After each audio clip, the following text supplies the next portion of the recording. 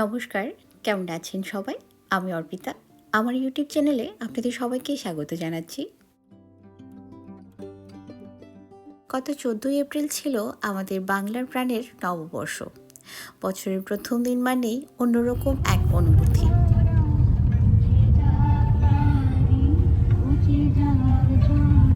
যদিও বা প্রবাস জীবনের মধ্যে বাংলাদেশের সেই আমেজটা এখানে পাওয়া যায় না, তারপরেও আমরা যতটুকু সম্ভব সেটাকে আমাদের মতো করে উদযাপন করার চেষ্টা করি।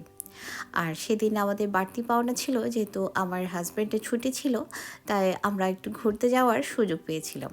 যদিও বা বাইরের পরিস্থিতি খুবই খারাপ ছিল।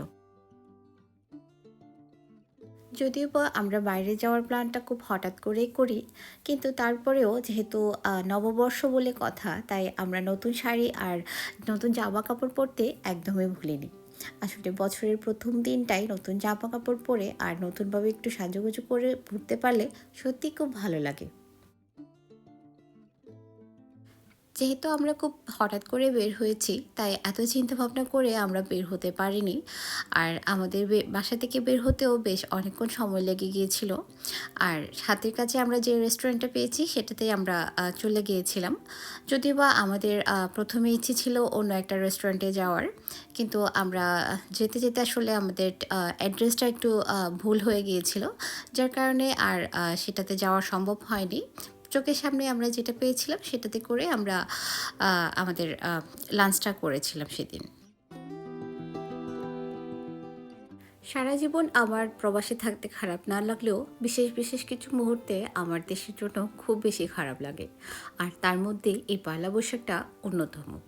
কারণ এই সময়টা আমাদের খুব সুন্দর সময়ের মধ্যে দিয়ে কাটে।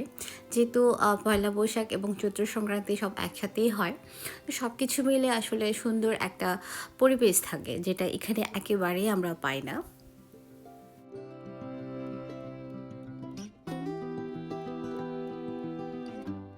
প্রতি বছর এই পয়লা বৈশাখের সময় আমার মনটা খুবই খারাপ থাকে। যেহেতু আমি দেশের বাইরে থাকি, সবসময় চাইলেও আমি বা পরিবারের সাথে সময় কাটাতে পারি না। তার কারণে আমার মনটা একটু বেশি খারাপ থাকে। তবে এইবার আমার মনটা অতটাও খারাপ হয়নি। যেহেতু আমরা একসাথে সময় কাটাতে পেরেছি। আর সেদিন রবিবার থাকার কারণে আমার হাসব্যান্ডের ছুটি ছিল। যার কারণে আমাদের বাইরে বের হতে একেবারেই কষ্ট হয়নি।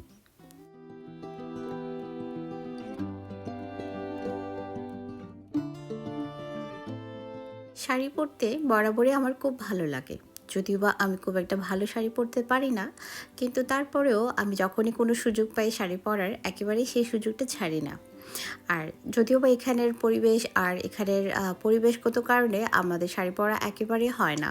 কারণ সুইডেনে প্রচণ্ড রকমের ঠান্ডা থাকে, যে পরিবেশটা শাড়ি পরার জন্য একেবারেই উপযোগী নয়।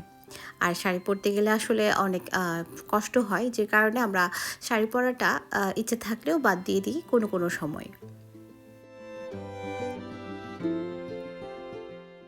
খাবারের অর্ডার দিয়ে আমরা বেশ কিছুক্ষণ সময় বসেছিলাম। যেহেতু আমাদের যেতে যেতে প্রায় ৩টা, সাড়ে ৩টা বেজে গিয়েছিল, তাই আমরা সরাসরি লাঞ্চের দিকে চলে গিয়েছি। আর আমরা অন্যান্য কোনো খাবার অর্ডার করিনি। কিন্তু সময়টা আসলে একটু বেশিই লাগছিল, যার কারণে আমরা নিজেদের মতো করে একটু সময় কাটাচ্ছিলাম। আর আমার মেয়ে তো রীতিমতো আমাদের সাথে মজা করছিল, সে শুয়ে পড়ছিল কিছুক্ষণ। যেহেতু পরিবেশটা ওখানে আলাদা, চেয়ার টেবিলেরও ব্যবস্থা ছিল, কিন্তু আমরা সেখানে না গিয়ে আমরা এখানে নিচে বসার জন্য এই জায়গাটা বেছে নিয়েছিলাম। আর জায়গাটা সত্যিই সুন্দর ছিল, আর নিজেদের মতো করে বসতে আমাদের খুব ভালোই লাগছিল।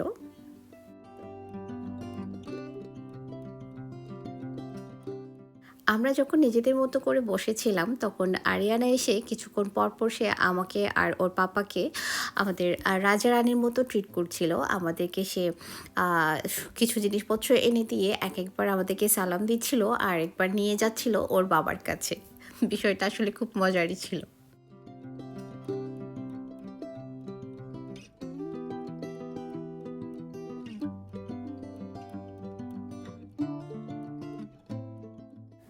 মাঝে মাঝে ভাবতেই খুব অবাক লাগে, যে মানুষটা আমি আগে দেশের বাইরে আসার কথা কখনো কল্পনাও করিনি, সেই মানুষটা এখন অনেক বছর ধরেই দেশের বাইরে থাকে। আসলে সময়ের সাথে সাথে আমাদের অনেক কিছুই মেনে নিতে হয়, আর আমরা সময়ের সাথে সাথে সেটা মেনেও নিই। এটাই হয়তো জীবন। তবে আমার বেরঙিন এই জীবনটাকে একেবারেই রঙিন করে দিয়েছে আমার মেয়ে আরিয়ানা। ওর যতক্ষণে আমার পাশে থাকে ততক্ষণ আসলে মন খারাপ করে থাকার কোনো উপায়ই থাকে না। ওকে নিয়ে সারাক্ষণ ব্যস্ত থাকতে হয়, আর সে সবসময় কিছু না কিছু কাজে ব্যস্ত থাকে। আর আমার মন খারাপ থাকলে সে আমাকে হাসানোর চেষ্টা করে, যার কারণে আমাকে বাধ্য হয়ে ওর সাথে হাসতে হয়। আর সত্যিই মনটা খুব ভালো হয়ে যায়। ওর বাবার কাছেও ঠিক একই রকম। বেশ কিছুক্ষণ অপেক্ষা করার পরে অবশেষে খাবারগুলো আমাদের সামনে আসলো। আর আসলে অনেকক্ষণ সময় হয়ে যাওয়ার কারণে খুব বেশিক্ষণ আমরা অপেক্ষা করিনি। আমরা তাড়াতাড়ি আমাদের খাবারটা শেষ করে নিয়েছিলাম। আর যেহেতু সময়টা তখন অনেক বেশি হয়ে গিয়েছিল, আর সত্যি আমরা অনেক বেশি ক্ষুধার্ত ছিলাম।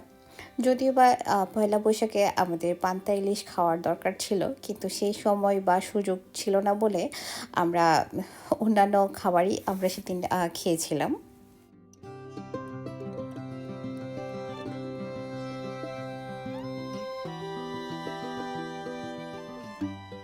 সব খাবারই মোটামুটি সেদিন ভালোই ছিল। তবে সবথেকে যেটা বেশি ভালো লেগেছিল আমাদের সেই মাসালা টিটা, যেটা আমাদের একেবারেই চাঙ্গা করে দিয়েছিল।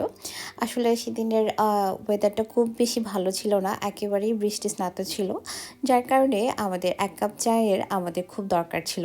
আর সেটা আমরা খেয়ে আবার রওনা দিলাম বাড়িতে ফেরার জন্য। তো সব কিছু মিলে সুন্দর একটা সময় কাটিয়েছি। আর আশা করি সবার বৈশাখ এত সুন্দরভাবে কেটেছে। হয়তো আমাদের থেকেও আরও বেশি ভালো কেটেছে। তো সবার জীবন অনেক অনেক সুন্দর হোক। শুধু বছরের একটা দিন নয়, সারা বছর যেন আমরা অনেক বেশি সুন্দর আর ভালো থাকি, সুস্থ থাকি, এই প্রার্থনাই সবসময় করি। সবাই ভালো থাকবেন, সুন্দর থাকবেন আর সুস্থ থাকবেন। দেখা হবে পরে কোনো ভিডিওতে। ধন্যবাদ সবাইকে।